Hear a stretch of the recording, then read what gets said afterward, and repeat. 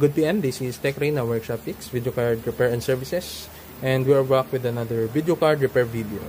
And for today's video, meron tayong Synesthesis na GPU. Line number 3063, isang GTX 1050 Ti. Yan, single fan. At ito, gumagana na siya.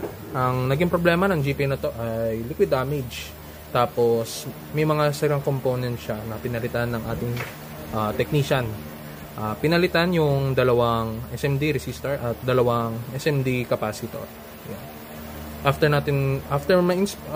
mapalitan yung mga components na nasira, ay dumaan na rin siya sa ating 14 stages of cleaning process. And ito, gumagana na siya. As you can see, gumagana siya for almost 44 minutes. At ito ang kanyang performance. Ang kanyang GPU ay, temp ng GPU niya ay 66, ang kanyang hotspot ay 74 degrees Celsius, at gumagana yung fan niya ay 46% performance. Yan, na-survive ng GPU na to yung ating stress test, and goods na goods yung GPU niya. And that's all for today's video, and see you on the next repair.